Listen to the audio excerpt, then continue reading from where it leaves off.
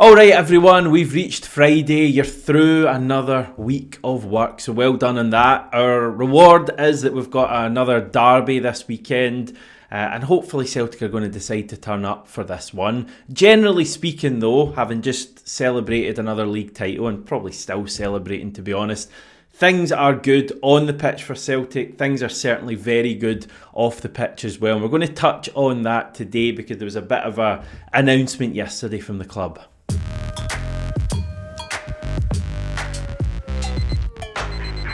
Just first of all, everyone, our big challenge, and I did mention this earlier in the week, is to get to 15,000 subscribers before the end of the season. So if you are watching this video and haven't yet clicked that big sub button that's completely free, please do it now. Thank you. Right, the plan for today's video is to chat a bit about this whole Adidas stuff that was announced by the club yesterday. A lengthy extension to our Adidas deal, a relationship we have with Adidas, and just take a general look at kind of what's happened so far, what's going to happen, and some personal thoughts I have, not at all influenced by Stevie, not at all. By the way, I'm going to do a video tomorrow as well that will be a kind of pre-derby chat, me talking about today's press conferences, looking ahead to the game, etc. But for now, I'll keep my powder dry on the match and focus on the Adidas stuff. That was the big story yesterday. The club announcing a long-term extension with Adidas. Now, just a very quick history lesson. We've been with Adidas since July the 1st, 2020, right in the midst of the pandemic. We signed a 5-year deal at that stage with them, which was widely understood to be the biggest kit sponsorship ever to be announced in Scottish sport. That's what the club said at the time, reportedly worth £5 to £6 million per year. Now 5 years and one awful home kit down the line, and here we are reportedly signing up for another 10 years with Adidas. That's according to the Daily Record. I've also heard it myself, so I think we can take that as read at this stage. Even if the club aren't publicly saying it's a 10-year deal, there's obviously some sort of reason for that. You can speculate, but it may kind of be in the terms or whatever with Adidas. It could potentially be rival clubs, maybe Adidas not wanting Celtic to get such a lengthy deal and announce it publicly. But yes, we're looking at another 10 years of Adidas. 2035 this contract will end. And who knows what we'll all be doing at that stage. The statement the club put out is pretty corporate speak, I'll be honest, so I won't bother reading you all that. But clearly this is a very beneficial deal for both the club and Adidas, and one that they'll want to keep. Oh, phone's going. Message for Stevie. What's he doing up at 4:30 in the morning? 10 more years of these pricks. The news actually comes at a pretty opportune time, and I'm sure there's absolutely no coincidence there. The club are actually releasing the new home kit this morning. Releasing's the wrong word there, sorry. Unveiling the kit. I don't think it's going to be out today. Certainly you're not going to be able to get your hands on it right away, but they're going to unveil the look. Luckily, we've all had a look at it, and I brought it up on the channel yesterday. Delivered my thoughts then. Very quick recap. I'd give it like a 6 out of 10. I'm not mad on the tartan. It's very similar to that awful one we had 2 years ago. Maybe not quite as bad though. But yeah, that's going to be announced. I'm sure if you go on social media around about now, I guess the first thing you'll see will be Jota or someone like that standing with the kit on. So yeah, that's all well and good. So things are good. The Adidas deal is clearly a very beneficial one to the club, bringing in a hell of a lot of money.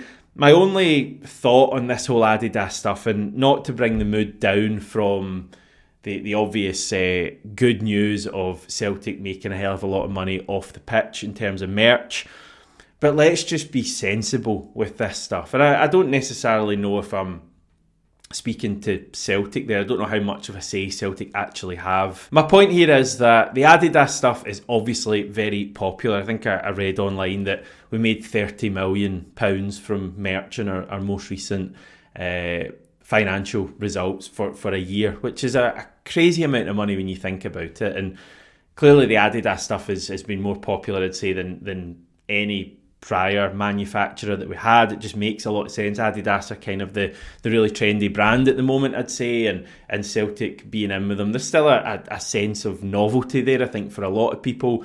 For years, while we were with Umbro and Nike and New Balance, people were dreaming of the day we'd have the famous 3 stripes on the hoops. And it's still amazing to see the kits, even if not all the kits have been spectacular. It's still been really good. But you will reach a point of oversaturation where you have far too many kits coming out. And I think we're kind of approaching that point.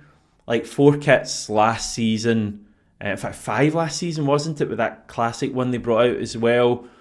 4 kits this season. Now, I know they're not necessarily all kits the team would wear. They've got into the habit of bringing out like a St. Patrick's Day kit every year, or shirt more rather than a kit. And the team will never wear that. But it is another thing for fans to buy. And I know the club aren't forcing fans to buy it. But I just think the relationship between the fans and Celtic and the Adidas stuff is generally really positive. It's a positive story and everyone's pretty happy with it. Let's not take the piss and let's not bring out too many kits, and let's not keep going back to fans with your hand out and saying, can you give us some more money here? Because we all know Celtic are very wealthy at the moment. And a lot of that is money we fans put into the club, be that via season tickets or merchandise, or like Celtic TV is pretty expensive for me at the moment living in Australia. I think it's like a couple of £100 a year, pounds that is, and obviously so many other ways that people put money into the club. Ticket prices are only going up. How many different TV subscriptions do you need to watch Celtic in a season these days? And yeah, the kits aren't cheap. I mean, I'm looking here, and this is this season's kits, but this is in Australian dollars, so that's not very helpful. But I reckon you're still on the website looking at like £50 for this season's kit. So goodness only knows how much we're going to be talking for the new kits, probably up 70, 80, £90, that kind of range. So yeah, the relationship between Celtic, Adidas and the fans is really good. So let's not erode that goodwill and take it a bit too far. As I say, this will probably fall on deaf ears because I reckon Adidas just see it as an opportunity to make more and more money, and Celtic fans are clearly going to buy it. I mean, you look at like the stuff they've brought out at St. Patrick's Day in recent years, and it's incredibly popular with the Celtic support because they tap into the proud Irish roots of the club, and good on them for doing that, I guess. But yeah, let's not erode the goodwill of the fans. This is a positive story. That's all I'm going to say. By the way, there's a bit of a Celtic kit theme yesterday. You may have noticed a few celebs cutting about in Hoops gear. Many of you will have seen American actor Rob McElhenney wearing one of our old Umbro numbers. He was on the Away Days YouTube channel and was pretty complimentary about Celtic's Irish and Scottish roots. I don't know how much he actually knew about the club. Obviously, he's the kind of co-owner of Wrexham, isn't he? But yeah, speaking very positively about the club, and lovely to see people with the hoops on. I also saw singer Miles Smith cutting about in our current hoops. Obviously, he has a soft spot for us. What makes this story cooler for me is that he's actually in Melbourne at the moment. So, English singer in Melbourne wearing the hoops. Turns out he's got a show here next week. And I'm not saying that I am fickle or easily influenced, but I think I'm going to buy a ticket for him now. Just finishing off all this kit and merch chat, the other story that the club announced yesterday is that Glasgow City Centre is getting a new Celtic store. The shop on Argyle Street will be no more, and it's going to be replaced by a new Queen Street retail outlet that is apparently more than double the size of the Argyle Street one. The photo they've included makes it look decent enough, pretty modern, and this new store will open later in the year. Moving on, and well done to Ange Postecoglou for beating Bodo Glimt last night. 3-1 it was for Spurs, which is ironically the scoreline we lost by in the Conference League first leg in early 2022. So You could say Spurs have maybe got 1 foot in the final. I think it's going to be tough for them over in Norway. Wouldn't be surprised to see that become a little bit hairy for Spurs. But yeah, is Ange going to go all the way in the Europa League, finally win a trophy for Spurs, beat Man United in the final, and then potentially walk out on the club and return to Celtic in a few years when Brendan Rodgers leaves? Is that the way things are going to go? Part of it might happen, the way things are going. In terms of Brendan Rodgers, who I want to stick around for a long time, I should make that very clear. He will be back speaking to the media today. It's been a while since we've heard from him, hasn't it? I guess after the game on Saturday it was. So we'll get a bit of an update on what's been going on. The players got a couple of days off. How are we feeling ahead of the derby? Brendan Rodgers said a lot before the previous derby and it didn't really play out on the pitch. So what will he say later today? I guess we'll all be waiting to hear the status of a few injured players. Jota will be the main one. I've been hearing some, I should say, unsubstantiated rumours that the news on Jota may not be good at all and he may be missing for a fair whack of time. So hopefully that's not the case. I guess we'll get a bit of an insight into that today. Yang as well, who's been missing since the defeat at St Johnstone with some sort of elbow issue. It's a shame for him because he was playing quite well at that stage and probably would have got an opportunity in the team when Nicholas Kuhn was off form a little bit. So could he be back for this weekend? Kasper Schmeichel as well, probably not back for this weekend, let's be honest. And I'm not massively fussed about that. Might be good to see Sinizalo in his biggest test so far, if he is indeed going to be the future after Schmeichel. But what is the situation with Schmeichel? Will he be back before the end of the season? I think speaking after the game last week when he was in Sky Sports, he seemed to think that he would be, and he was quite hopeful about his progress without giving too much away.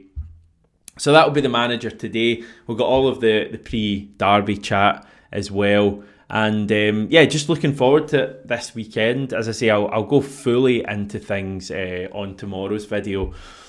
But yeah, I think Celtic have got a score to settle this weekend. And I know we've said that for the past few derbies, but surely we can't fail to turn up in a third straight derby. You get the impression that they'll have been incredibly focused at Lennoxtown this week after celebrating the league title and returning on Tuesday. I think this will be being treated like a big game, even though the league has been won. And that's certainly how we as fans feel about it. It's the one part of this season, and it has been a really good season on the whole when you look at all the various competitions. But our performances in the last three derbies have left a lot to be desired. So you just want to see Celtic at it on Sunday right from the start. None of this buckling under the atmosphere at Ibrox like we did at the start of the year, or buckling under the Rangers press. I do think Callum McGregor will make a bit of a difference, the fact that he's back. I'm well aware he didn't play at Ibrox, but I do think we missed him in the last game at Celtic Park because it felt like there was no control in that midfield at all. So I think that's what I'm looking for on Sunday is control from the team. Don't allow Rangers to control the game with their chaos ball that they love. I think having Celtic fans at Ibrox will be a help to the team as well, and I'm looking forward to seeing all of that. Something Liam Scales was talking about yesterday, and he actually made the point that he's never played in a derby with away fans, which I thought, I kind of scratched my head when I heard that at first, and I thought, God, is that how long we were going and playing this fixture and not having any away fans in? So I'm looking forward to that aspect of Sunday. As I say, tomorrow we'll do things properly. We'll have reaction to today's press conferences. I'll pick my team and probably get some of your comments in as well. So if you have any thoughts right now ahead of the game, any questions, any particular areas you want me to delve into in tomorrow's video, please let me know. But enjoy the rest of your Friday and I'll catch you then.